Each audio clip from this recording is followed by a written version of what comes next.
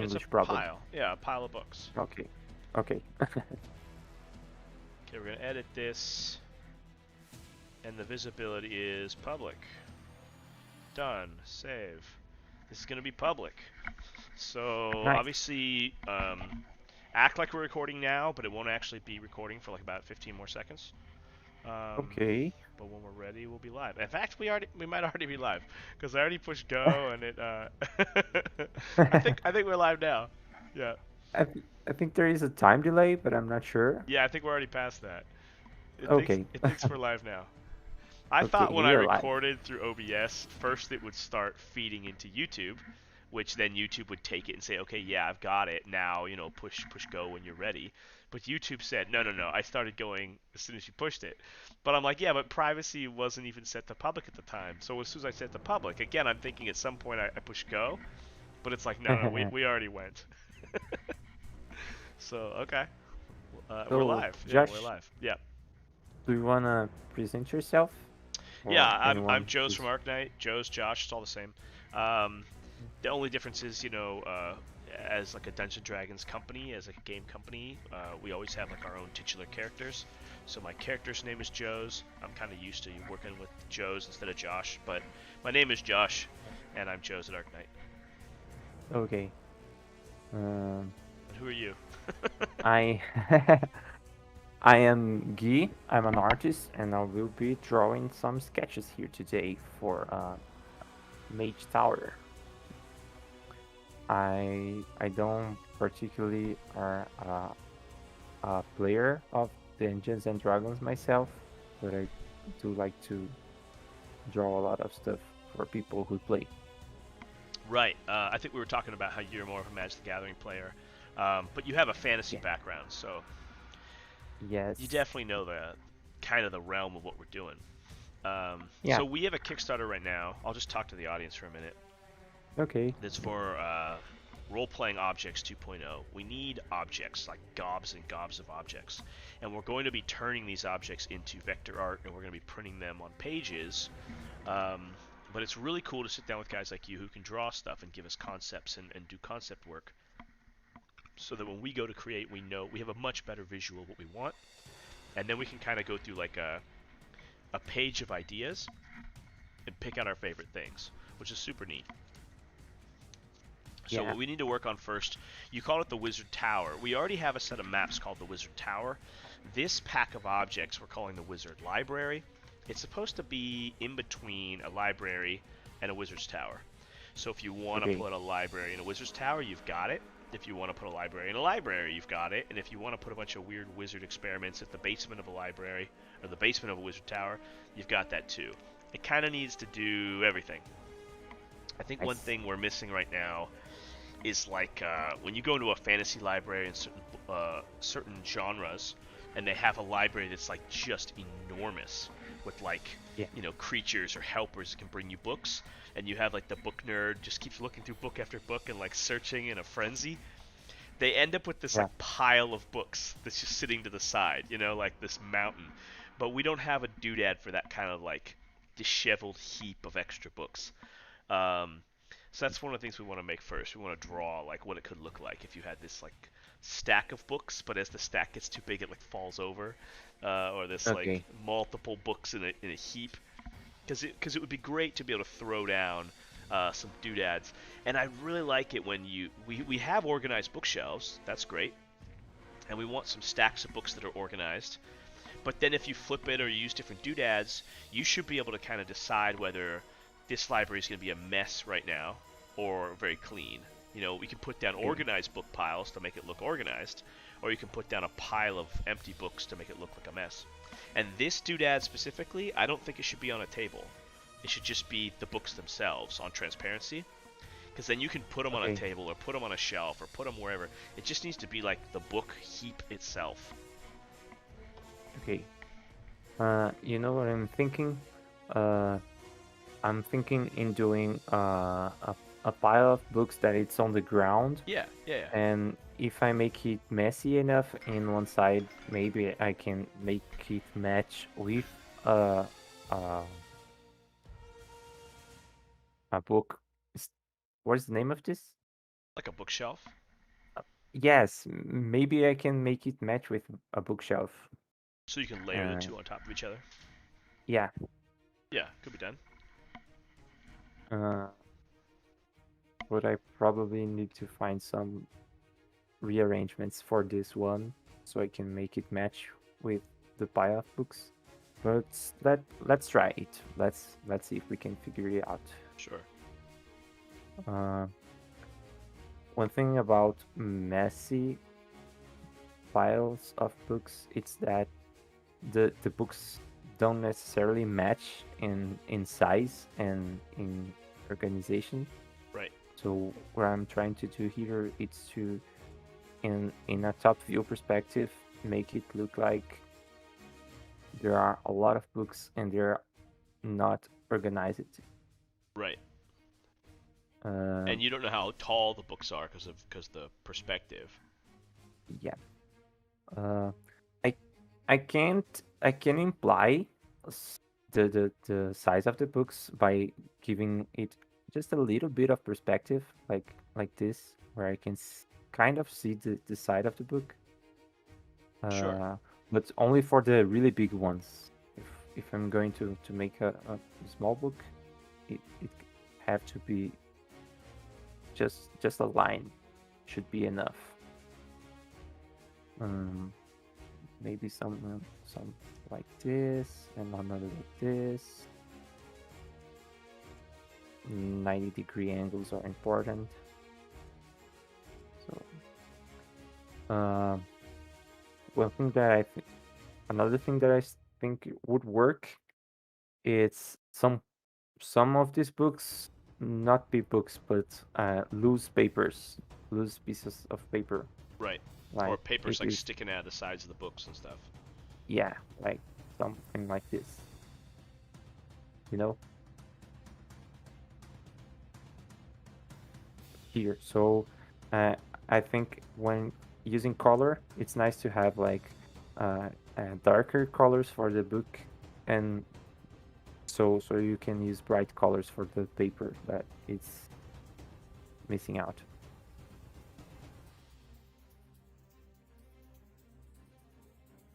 Um,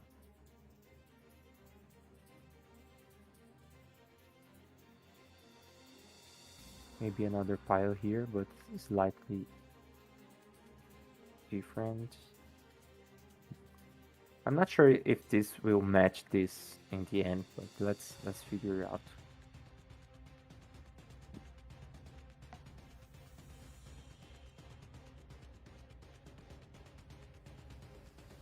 Maybe an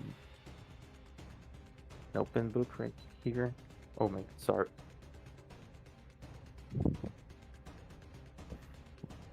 Maybe an open book here. Uh,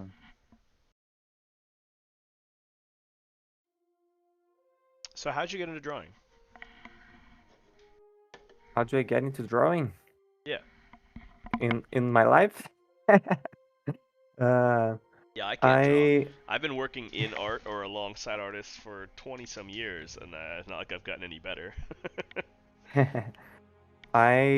you know this kid that what always draws and people's always saying, "Oh, we're going to be an artist eventually and stuff."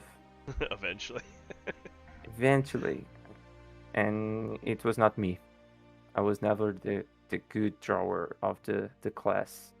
Uh, but when I got like 20, 21, I was doing architecture classes Uh-huh. in university, and I had this class which was free drawing, like not architecture drawing, but more like creative drawing, and I like it very much.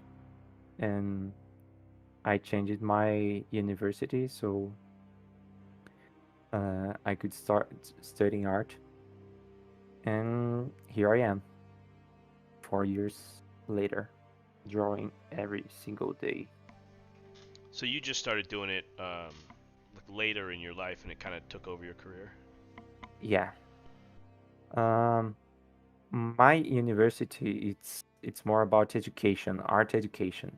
But as I was drawing all the time, eventually I started to get good at it, and people started to see me as a potential artist for hire and stuff. Have you done much commercial work? I did a few for Brazilian companies and some personal work too, but only in the past 2 or 3 months I started doing it internationally. But it's been really fun actually. I've been having a lot of fun. Not every work is the best one, but some of it are really nice. Yeah, we found you through Reddit, right? Yeah, You were Reddit. on a Reddit group, and we posted that we wanted people to help us doodle concepts to. And we already had the Kickstarter going. It's nearing the end of the campaign, and so my partner and I, we're creating stuff almost every evening, but we're pitching 1,000+ items for this campaign, and there's no way to draw fast enough. It's not possible. And he's doing it in vector, so he has a lot of concepts that he has to just get around to finalizing. But of course, the audience wants to see ideas. And so we thought, this would be a really cool way to do it. Get a hold of some people that can do sketch work and sit down and talk with us about concept pages for certain packs. And then at least we have a lot more reference to work from, and it's fun on its own, and it's really cool because we can get a better idea of design. Um, like you said, you're building this to go on top of that cabinet, and then you're removing the cabinet so that the leftover transparent pile of books will feel really cool because you can place it by itself on the floor. Or you can place it with the cabinet and layer the two. I think that's gonna be a really good approach. The other thing we can possibly do is because you might want a small pile of books, but you might want a giant pile of books, right? Yeah. One of the cool things about transparency is you could just layer a pile of books on top of another pile of books. We could have 2 or 3 doodads that are each this sort of free pile of books, and then as you stack them or have them clip each other, you're gonna change the size of this clutter. Um, Yeah. that could be a really cool effect. I love working with transparency. Some of the little like accidental rewards are so neat. Some of the stuff like when you make maps, there's a conflict between, do you want a modular map that could be used 1,000 times, like a straight hallway, and then a square, and then another rectangle, and then another square, and you just make these pieces, right, like tile sets. Yeah. And if you do that, you can kind of always build what you want, but nothing's gonna feel unique. Nothing's gonna feel special. And the opposite is when what we call set piece. We could make a set piece map where you go in and you make this very specific like shrine or castle or dungeon room to have this big boss fight. But if it's not quite right and you go to use it, you go, oh no, this has got so many unique features that have nothing to do with the current thing I'm trying to play. And so you Yeah. have to kind of find where you want to be between very specific custom stuff and very generic stuff. And I think with our maps, the first round of maps we did were more modular because we made these large tiles that connected and made a bunch of possible scenarios.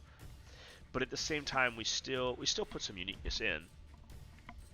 The coolest thing about this object project is that it can create your super unique environments without your maps changing at all. You just get to add them in. And Yeah. I think it's one of the coolest things we've done because it fuses so well with our previous project. I feel like making a piece of paper that stands out here a bit Uh-huh. because it's going to match with this other paper, you know? Right, right.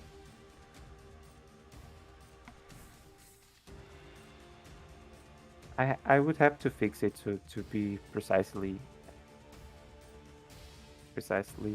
matching, but maybe here a ink an ink quill. so it matches this. But these are rough ideas, right? We don't have to make it exactly like I'm Of drawing. course, yeah, of course. I'm looking from afar to see if it makes sense from a far distance. Well, I think for books, you have to kind of oversize them a little bit. We want it to look a little silly, Yeah. because even if we then scale it down, as a reference, you want your reference to be oversized. So I would draw it as, giant books and stack, 3 or 4 or 5 of these much larger books.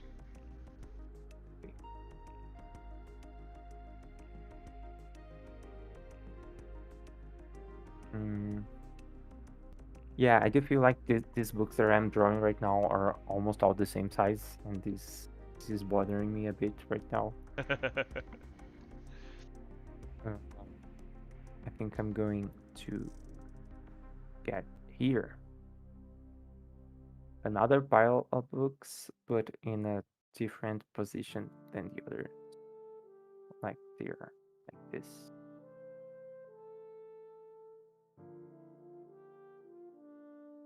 In a really big one, maybe some other two.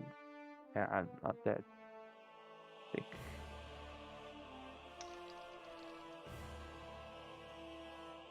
Maybe even more thin. There is this concept in design, which is big, medium, small. I'm not sure if I can write in English. Small. Yeah, I'm not sure if I know how to write in English. Sorry, guys. Uh, Large, medium, but small. Yeah. yeah. Um, and it's important to something to look balanced because there are some areas where we need to the people to look at, and the other areas that are not that important. Like the So it's background nice. stuff, yeah. Yeah, not only the background, but this bookshelf as a piece, it have to be visual parts where people, the eyes stand, and parts of where the eyes don't take too much time to process information. So, uh, what do I mean by like here? There is a lot of information. You can see some shelves in perspective, so there is a lot of information in a really small amount of paper. And here there is almost no information. So it makes easier to the viewer to understand what it is because it has these breathing areas, you know? Yeah, for sure. We might want to have under this pile of books, because there's always going to be something on the bottom, right? And sometimes when you're going through books, you pull out this, you pull out that. Like you have these loose papers. Um, but a map might be really cool. Like if someone pulled a map out, right? Since the map is so big, you might want it to have like at the bottom, like under the books, it's like this map when the books all piled on top of it, and then only a little bit of the content of the map would be like popping through. Okay. Um, so I think I would make it like uh here Yeah, exactly. or here. Or even much bigger if the map was like almost the size of the shelf at an angle or bent or something. Let's make it a little bit scratchy.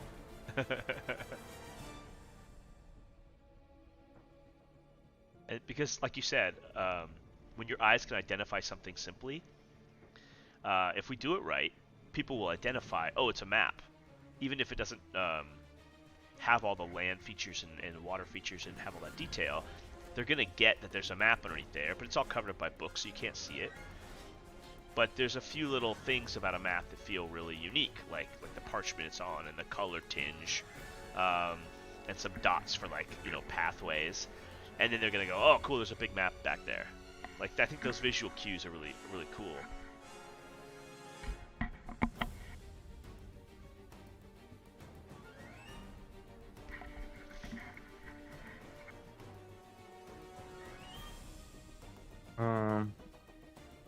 What about some scrolls? Yeah, for sure. What if, See, what I like you about a know? doodad like this, especially like you said, when you take the cabinet away and you have it just be there, I already want like a table that's like a war table, right? You drop this table down and it's like that war room where they're fighting and they like, you know, you throw all this information down and you have this big map and you decide where the pieces are going to go or the unit's going to go. What's really cool Uh, about an object like this is if it covers up most of the table, I can just put any old table down, even if the table's got something underneath it, like food, and then I throw this object on top, and it's going to cover all of that food. So it doesn't even matter what table I use. I can throw this on top of almost any table, and yeah, the table will stick out the corners, and the doodad will just shine as the thing that's on the table.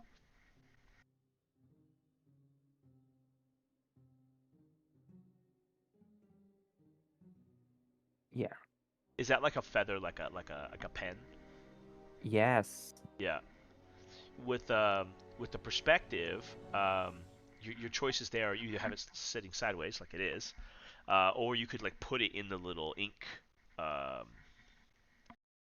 the ink quill or whatever. No, the quill is yeah. the feather. So what do you call the ink bottle? Uh, ink. Yeah, I don't know. Ink thing. but you Stuff. wouldn't necessarily have the ink bottle in your pile of books. So I think actually you're right here that it should be the feather, but not the ink bottle, because then it implies like you've knocked it over and made a spill. You Uh, know. People do use the ink bottle sometimes, so the paper won't twist You're right. because Yeah, sometimes, like a paperweight. yeah,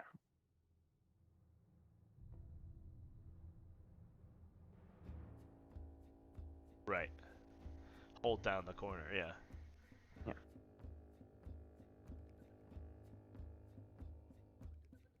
Whoosh. So this being a wizard's library, um, we talked about this idea of unique redundancy, right? So let's say I have a castle, and in my castle doodads, I'm gonna have something kind of like this, like a messy war room table, right? Yeah, But then here we are in the wizard's library, and we've got this messy war room table. Like they're kind of interchangeable, right?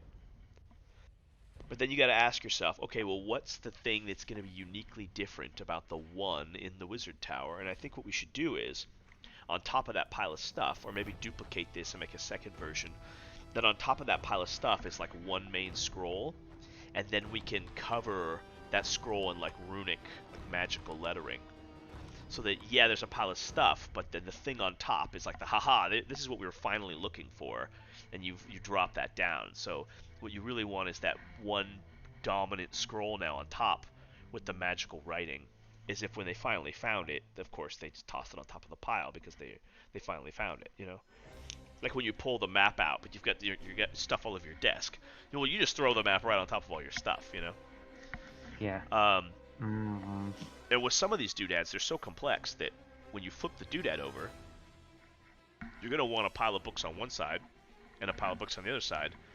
But one side will have the mundane and one side will have the magical. So that, um, like we said, if these are duplicates of each other, but then the one has this big scroll that's been plopped on top of all this magical writing, that can be the magical side of the same double-sided doodad. mm, Let me think of it. Just throw it right on What top. Yeah. what what looks magical? Like A scroll. uh, It has to be a scroll. what is scroll like? A scroll like here? Yeah. Now, I would imagine the person is standing on the long side, so it's got to be facing, you know, to the side. Yeah. Almost like your So little side view drawing that you just drew with your ink quill and your parchment starting to unroll. Because scrolls, you know, generally are wrapped up and you unroll them, so they've got a little yeah. top scrolly part and a bottom scrolly part. It could be a spell book as well. You could have a big spell book plopped down. But something we can put like this magic runic letters and like make the rune letters glow. So that when you look at the A side, you're like, oh, okay, it's a pile of stuff. You flip it over and you're like, oh, this is the pile of stuff, but they found something. And so they got this big magic Mm. item right on top with the special words and the spell, you know? Yeah. Let me think. Try to get a Google image to drop you.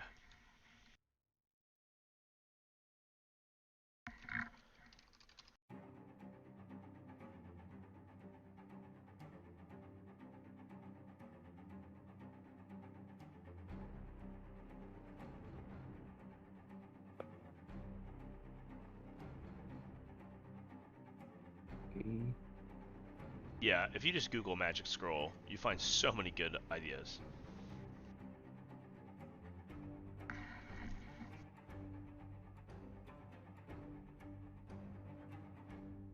Just a moment. Let me try it first. Right.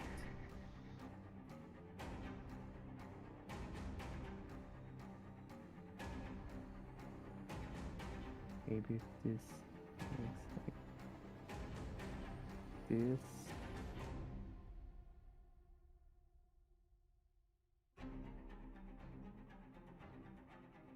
Oh no, got an edge here. Yeah, this is exactly right. Ah, I was tabbed over looking at Google, finding some other ideas, and then I flipped back. I was like, yeah, exactly, a big scroll. And again, since it's a duplicate of the other doodad, the other side will be a perfect pile of books, and they'll layer perfectly, you know? And then we put that magic writing on it. All glowing.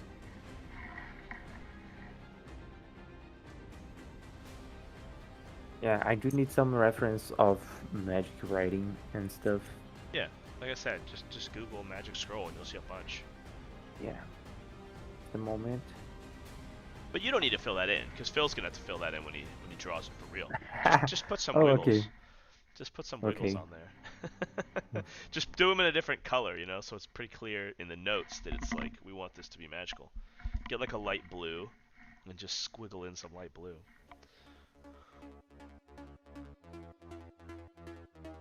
Too bright. It hurt my eyes.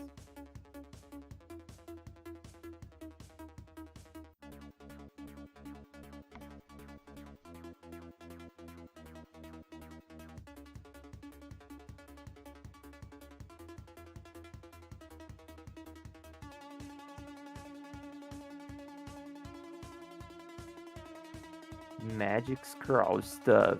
Here, I'll post another image too. When we're done with this, we're gonna make a magic spell book as its own doodad. Because if we do like an open magical spell book, a bigger one, that can be like an object of its own too. Nice. So I was thinking to match this one with the bookshelf. So I was just drawing things to, so it eventually get the same format. Um, But now this right. do sounds more. Like I was saying, if you finish your pile of stuff and then you erase the table underneath it, you have just the pile, right? Then you can Yeah, layer it onto hundreds of items, you know, yeah, and you don't actually have to flip it because when you think of an item flipping over, you think of it from two sides, right? yeah, But when you're printing, you actually need their silhouettes to match because the printing has to be layered, right? So you actually want to flip it back. okay. We actually do want to see them side by side in a perfect silhouette. Otherwise, we can't silhouette match them, you know? Okay. But just You don't have to overdo it. okay.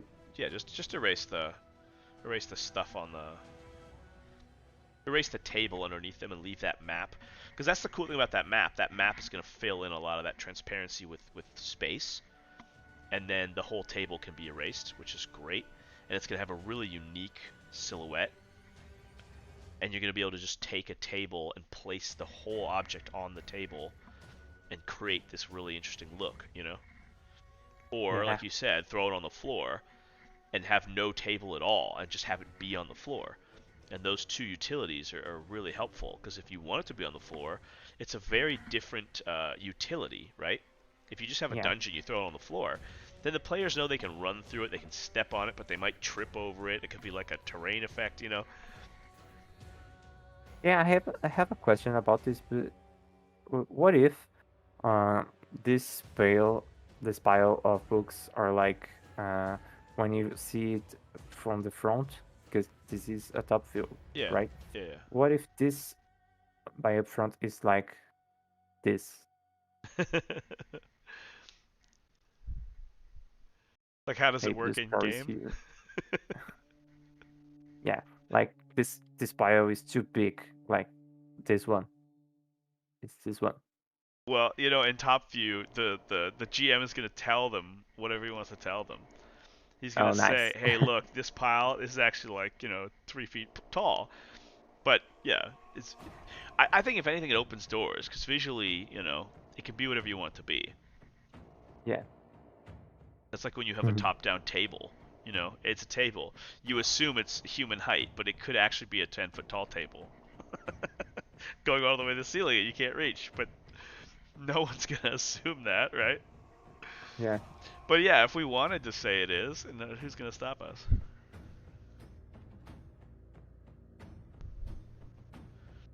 Must be fun to be a dungeon master You know, and I've have all this power. I've played I've only DM'd for so many years that I always tell myself I want to be a player. And so then when my friends are going to DM, I'm like, okay, cool, I'll take the break and I'll play. But I don't know if I'm a very good player, because when I'm DMing, I'm managing like 10 things at a time, right? I have my Yeah. upcoming plans. I'm listening to the players, but I'm also like setting up the next scene. I'm writing down notes. I'm doing so many things that when I'm a player, suddenly I sit there and I'm like, I'm responsible for nothing. I have nothing to do, and I'm listening to someone talk, and I'm like, okay, okay, but I feel like something else needs to be happening, right? So Yeah.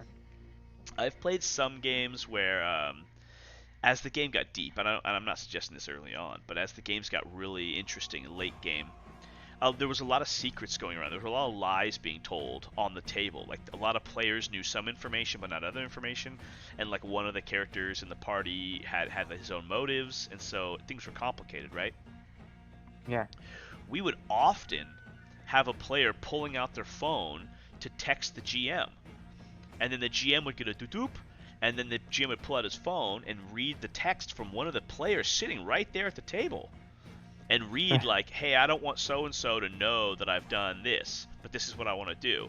And you go, okay, and then you roll the dice, and then you text back, yep, totally works, right? Because then it happened, but no one even knows whose thing that was, right? Yeah. And so I'm actually used to using the phone as like our second form of communication, even with 6 people right there at the table. And we had so much of that going on that it didn't even like phase anyone. No one was like, "Hey, what the heck was that? What are you doing on your phone?" You'd be like, "I'm messaging one of the players," because it was like when you set up a scene and you say, "Look, all of you have secret information. Here's what you know that nobody else knows." Some of the players will tell everyone what they learned, and some players will keep it a secret. So we try to experiment with some of that stuff where people have ulterior motives, right? Um, I've seen it crash miserably and not work, but in a lot of the long-term games I've played with my core group of players, we loved it. We absolutely loved it. Um, we had one game where we knew that the bad guys were trying to sacrifice an innocent, right? Like they do the Yeah. spell, and when you cast a spell, you have to sacrifice someone, right? And so it's supposed to be an innocent person that you sacrifice, and then it would be very strong. But they learned early on it doesn't have to be an innocent person, because it's actually quite hard to find an innocent person, right? Because Yeah. everybody's greedy and cruel. But when you sacrifice someone who's not innocent, the spell's just not as effective. So we all knew that the enemy was always looking for innocent people, because why not, right? Then Yeah. you're just going to get a much more powerful ritual when you cast this ritual. So it was kind of in the back of everybody's heads all the time. If you could find an innocent person, then we have to protect that person, because just by the fact that they're innocent, the bad guys are after them, right? Yeah. They're like a resource. And one of the characters in the party was like an innocent person. Like that had been part of the story that she was innocent. And every time that we would have a situation where she could take like the greedy path or get more magic items or empower herself, she always said, "Nope, not doing it." And so like the And party kind of knew that she was an innocent person. Um, so it was just one of those back of our head thoughts. And then we had a character who worked for the good guys, but then switched sides and worked for the bad guy, but then switched back to the good guys, then switched back to the bad guys. So it was kind of like a guy who was just gonna go with whoever had a gun to his head, right? He was always switching sides. But when the yeah, good guys recovered him, they'd be like, "Hey, you joined the bad guy," and he goes, "No, no, no, no, no. That's because I had to. If I didn't tell him I would rat you out, he was gonna kill me, right? So I'm just trying to survive here. Right? I'm lying to the bad guy, of course." So that would be what yeah, was always said. Like, oh, okay, yeah, I guess that makes sense. Um, and we got to a situation where the innocent girl had been knocked unconscious, and everybody else had moved to the other side of this boat. And the second to last player, who was like her protector, right? yeah. He looks at this other player who we knew had switched sides 10 times, and he goes, "Hey, protect her while she's unconscious. I'll be back in 10 minutes." And just leaves. And all of us at the table were like, okay. Like, that's what you do? And the betrayer character immediately texts me. And he goes, "Dude, do I just win? Like, he completely left me alone with her and she's unconscious. Like, can't I just, like, put her on my shoulder and go out the window? And just give her to the bad guy?" And I was like, "Yeah, man, I don't know what to say." Like, he completely forgot that one of these players was likely working for the bad guy the whole time, and they all knew it. It's just that he had this dumb excuse, right? Yeah. Everybody was suspicious of him. Like, it wasn't even of course you're suspicious of him. Like, we literally know he's working for the bad guy. We just don't know which side he's lying to. And yeah, the second they left him alone, he's like, "Oh my god, like, I win." Like, I grab her and I go out the window. So we had this scene play out, and then the guy goes, "Okay, I've beaten off these invaders. I go back to where she's unconscious." And I go, "Okay." And he goes, "Where is she?" And I go, "She's gone." And I go, "Where's his character?" I go, "He's gone." And it's like the guy finally remembered like the point of the story. And, like, he was tired or something, and he's like, Yeah. "Oh my god, are you telling me that I left her alone with him?" And I was like, I mean, you did. Like, I don't know what to say, man. What were you thinking?" And he goes, "I don't know. I'm tired. I wasn't thinking." And we were in, like, it was emergency. Like, I had to go fight these invaders. I go, I mean, he asked me straight up, couldn't I just pick her up and go out the window? And I could think of no excuse why he couldn't. I was like, yeah. And he's like, "Well, how long ago was that?" I was like, "You guys spent like 15 turns fighting the invaders. Like, that was like 10 minutes ago." And he's like, "Well, how far could he get in 10 minutes?" I go, "Pretty far. Like, you have no idea where he is. He could be anywhere in the city, and she's still unconscious."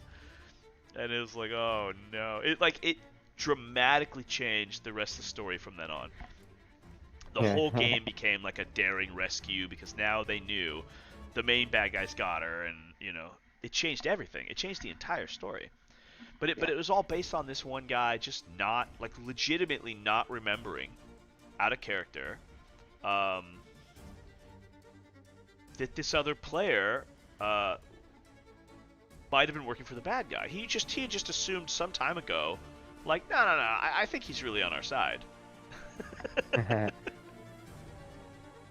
And how this how it's doing, how your guys are doing in online situations, like you got a direct message for where you talk with the players as you do you play Dungeons and Dragons on Discord or other Yeah, these places like days we this? do. Yeah, we play on Discord, and Discord's even easier because now you use like a VTT program, a virtual tabletop program. Yeah. Roll20 is a big one, and Foundry is like the new hot one that's got like all these cool tools. And so you get on the program, and you can place maps down. You can move your little people around on the program, and then you can talk over Discord, or you can even talk through the programs. But Discord's usually what we'll do. Talk on Discord, and then you can send each other private messages still. So for that stuff, yeah, it's even easier. Because now, if you're playing in a virtual tabletop, not only can you whisper to the GM, so only the GM sees it in chat, but you could Yeah. do secret rolls where you tell the GM, hey, this is a hidden roll, and it even rolls the dice secretly to the GM, so only the GM sees the dice results. Yeah. So yeah, online play totally supports that stuff. Yeah. And people started to play a lot more online with the pandemics, right? Do Oh you yeah, think definitely. that some of Huge. these things is going to stick out before? Well, it was growing. It was growing leaps and bounds even before the pandemic, right? Everybody was moving toward online because it's hard enough to sit down with your friends for 4 hours, right? If Yeah. if they're out of the country or they're out of the state or they're out of the area, you can just sit down and play. But it was kind of tedious to get set up, right? Because if you don't know the program, it's like, yeah, I Yeah. could play online, but it's kind of annoying. When the pandemic hit, everyone's like, okay, we've got to go online regardless. And then once you get through that setup, you know, the setup's over, right? You're used to it now. So that was the big thing, is that it just pushed people, to do what they were Yeah. already planning to do. But yeah, online is going to be absolutely enormous in the coming years. There's no going back. It just results in just even more D&D. There was Yeah, D&D, now there's even which is more really D&D. nice because now I see much more people playing because they now have even a way to find new players to play, right? Oh yeah, tons, Uh, tons of stuff like that. Now you can go in like Discord channels that are like specific Discords just for finding a group, or go to the channel in a big popular Discord that's like, hey, let's find a group Discord channel, and you just say, hey, I want to play at this time, and 10 people message you. So yeah. it's getting really easy. All right, what's this year you're drawing? Okay, this is like a Looks like a table cheese grater. where I was thinking on a table where you oh my God, how do I say this? Where you tie people, tie like you put a string around people so they can't move. Oh yeah, yeah, yeah. I get what you're saying. Like a Frankenstein table where they're gonna do Yeah, surgery on you. Yeah, yeah. I was gotcha. And it's thinking angled on up, so they're like, yeah, I get you. yeah, yeah. I was thinking in doing two of this, one without a person and one with a person Yeah, and the on person's it. gonna be tough because you're gonna want to like maybe cover it in a cloth or like drape it over them or make it look like they're like a formless body because you definitely want the person there. I agree with you, but you don't specifically know what kind of person that needs to be for the story. Yes, yes.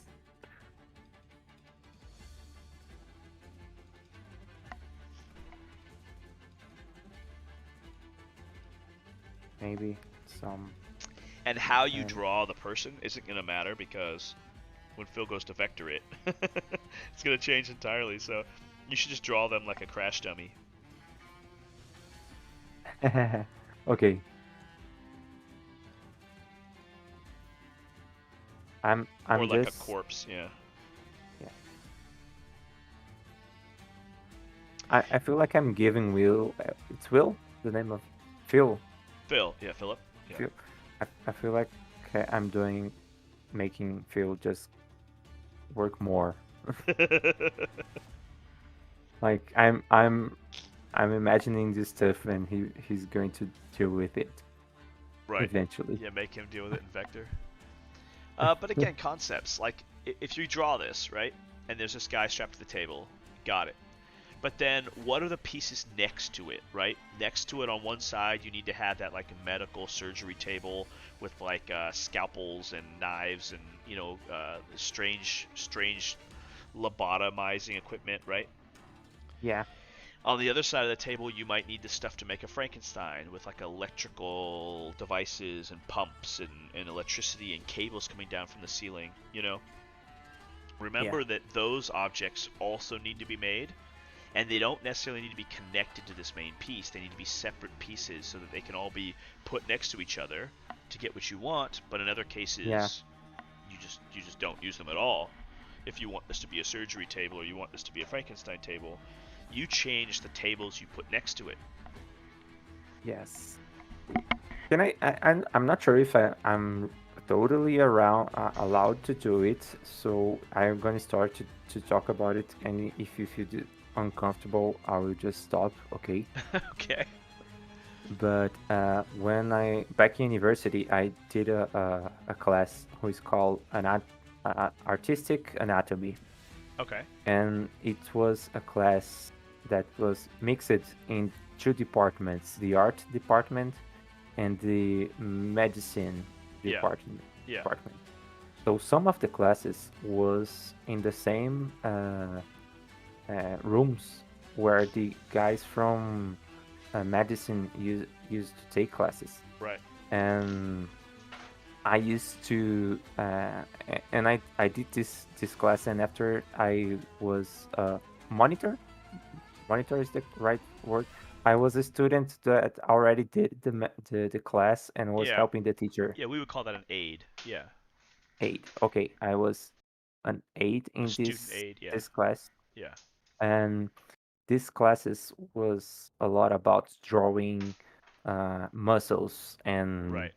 You see that in bones. like the old like log books that came from ships when like Darwin's, old like journals where if the more accurately you can draw an animal, the more you can identify it and like learn biology through like Yeah, observation. this is I'm not sure if this is the right name in English, but this is scientific illustration. Yeah. Artistic anatomy, it's not exactly like this, but there is a really deep study in the human body. And I used to study a lot on the medicine with medicine teachers. They used to give some classes for us, art students, and we drew a lot of people, not necessarily live Right. people. You Exactly. got it? Yeah. Yeah. Corpses. Yeah. Corpses, yes. Yeah, and for And fantasy for D&D, like that's we need that. We need corpses, we need pieces of corpses, we need chopped up bodies, we need piles of goop that came off of people. yeah, and it was really crazy, man, because sometimes I get to the class early, and there was this girl who's making a really deep study in brains, and she had like 4 or 5 brains in the table, and she one in her hand, and I was like, oh my god. There was a This, science exhibit. It toured the country. I forget what it's called, but it did one of the most interesting things I'd ever seen. And when I read like reviews and people talking about the exhibit, I really wanted to go see it. I haven't seen it. I don't know if it's still around. I assume once you've made this, you would never get rid of it. It should still be around. But what they did, they took human bodies, cadavers, right? Um, yeah. I think they did it to horses, other animals too, and they surgically sliced them into pieces, up and Oh, down, I know. and I've heard then of it. and then they like put glass, in between each piece, so that Yeah. as you walked through the exhibit, you didn't just see a human body. You saw a human body that you could like look between the slices, Yeah, and it was like a book. exactly. It was like a book. And on the one hand, it is unbelievably creepy. Like it unnerves you to just take a person and just tear them into pieces. On the other hand, like you said, for the medicinal research and just the science side of it, it's the only way to really truly understand it from a 3D perspective, to be able to zoom to different layers, Yeah. and it's almost like every layer was a CAT scan, right, over and over and over and over again, and they Yeah. were pretty thin. Um, but I think the original was called Bodies, but I could be wrong. That could have just been another exhibit that just looked at the body. But that was like the level of in-depthness was unparalleled. Like that's just crazy. And it reminded me of a movie called The Cell. You ever heard of that movie? Just, oh, I'm not sure It's a because movie where they go inside a person's brain. I think there's a person sleeping or something like that, and by going into their brain, they could like see what they're imagining. oh, Inception. It's like Inception, yeah. I think that was when they were asleep. I think this was when they were like prisoners, right? So they were allowed to go inside the prisoner's brain and try to learn about them. I think with the objective of try to find out where their victims are, like where they'd hidden their victims by going into their brain. But it's a Oh, lot like Inception. It's called The Cell, and I think okay. there's a scene like that where there was a horse and it was sliced into pieces. Um, it's so interesting, right? It's very cool.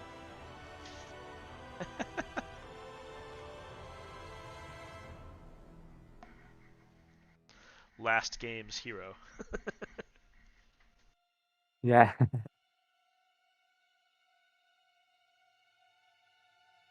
See now with That's something all. like this, right? Yeah, I was gonna say that you have so many options. Like, would you rather have it be like a Frankenstein corpse and you cut their head open and you have like an exposed brain, or would you rather have it be a person strapped to the table that they're gonna operate on, but you save them?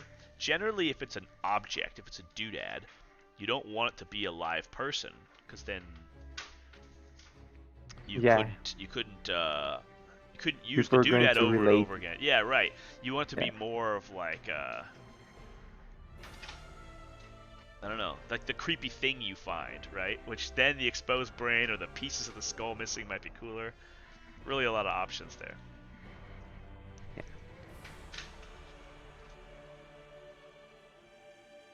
If we run out of time for you, let me know. Obviously, I don't want to hold you past your limit. We're almost on it, but I'm having fun. Yeah, for sure.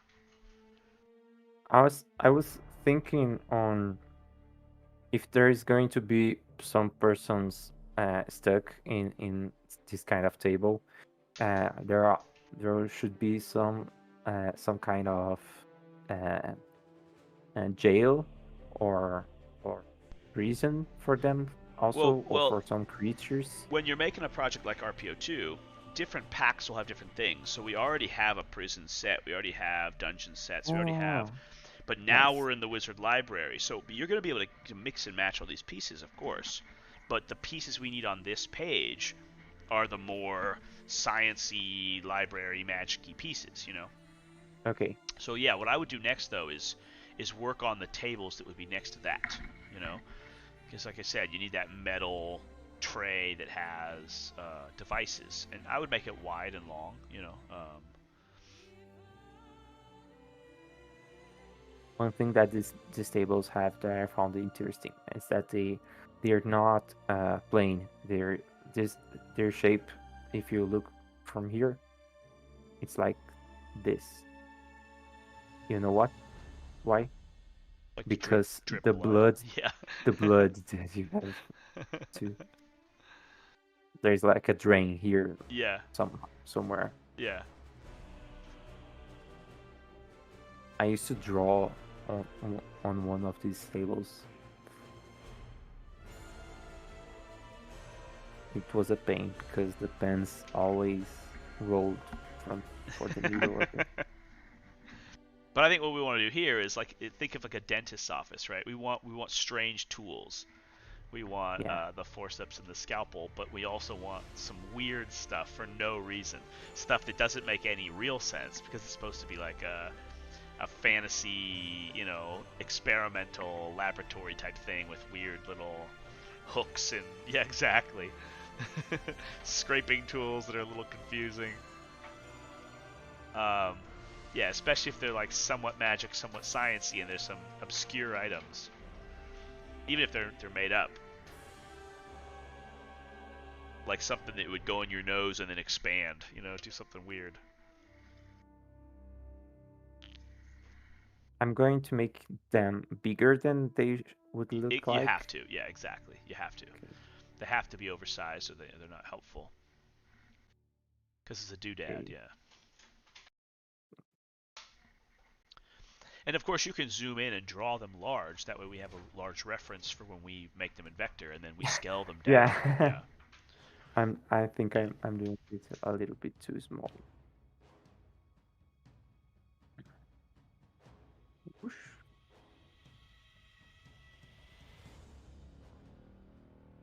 I'm going to erase this one.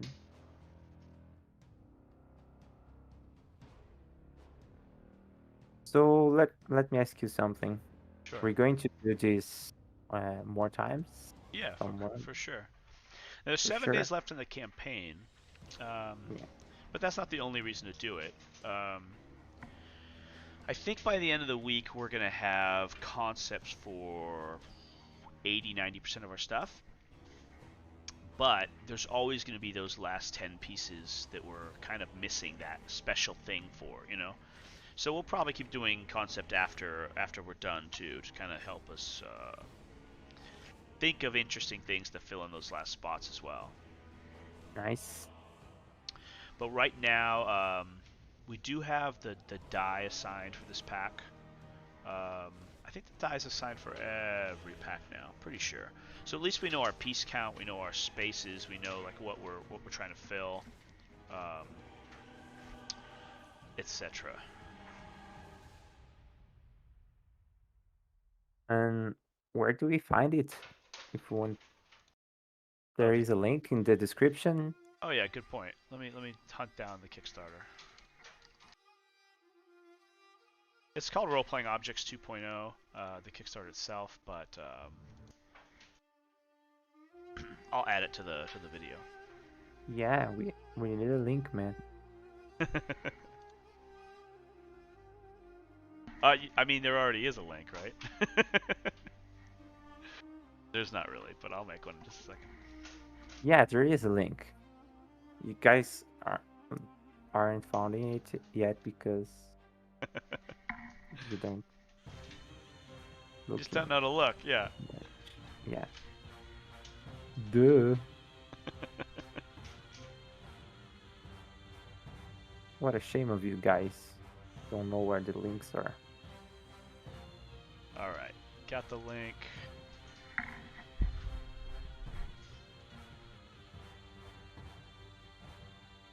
It'll be at the very top.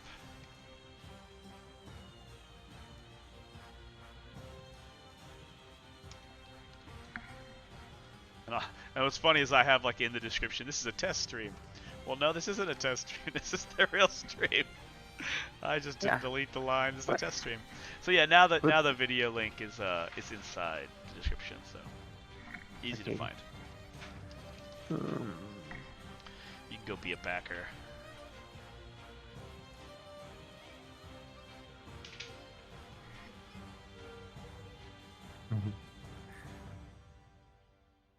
Would be funny to have a can opener. Right. Things that are just kind of silly. Yeah.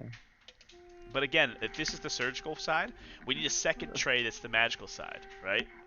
Yeah. We need like electrical things and like one of those little electricity zappy orbs and, you know, that kind of stuff is extremely useful. Yeah. What do you think about I'm going to do this second one and I'll send it to you later. Oh, sure.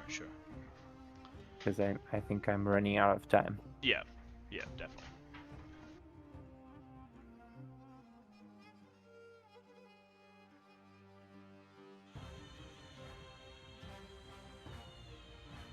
And you guys that are watching us probably won't be able to see it, right? The what? Oh, the second set? Yeah, the second side of this one. Well, they'll eventually At least see not it. Yeah, eventually, but they're gonna have to wait. Well, what we'll do is when we do the next live stream, we'll show off what we've done in the meantime. Yeah. And we'll show them your goat. The goat. Yes, I'm excited about the goat. Yeah, right now you're working on a 9-foot tall giant goat. Yeah.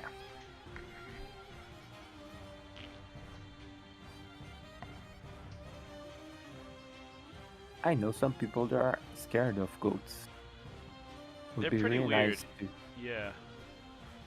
I know when I go to a petting zoo, you pet the bunnies, you pet the stuff that's cute, right? And a lot of Yeah. people are like, "Oh my god, a goat, and they're so cute."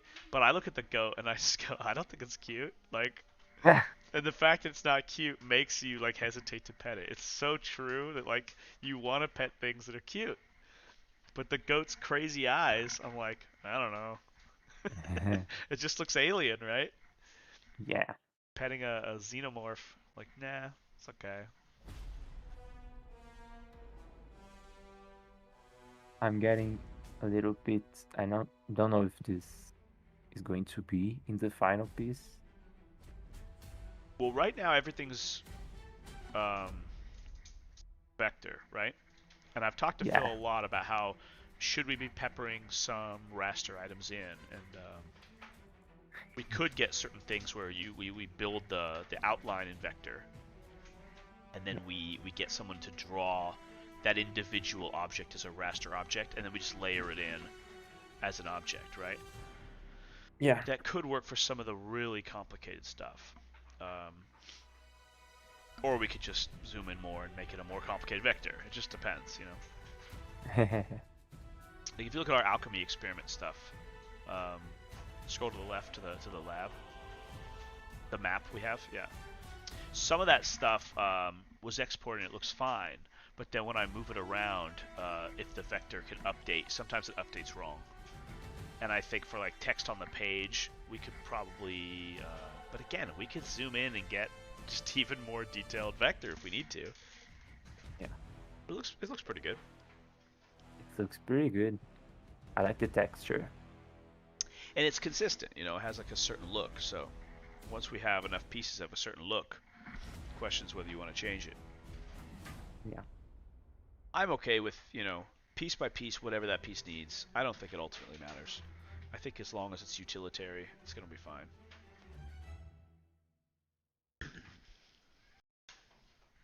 All right, well, if you've got to go, I'll let you go. Yeah. Bounce out of here. Don't be late for your thing. And we'll do this again soon. Okay. Thank you. Absolutely. It was really funny. And If they hey want to guys. follow you, do you have anything set up, like an Instagram or something? Oh, I will send you later, maybe for the next time. Okay. All right. Okay. Yeah. Let's talk again soon. All right, CG. Okay. That's it. Is it over? Yeah. Now it's over.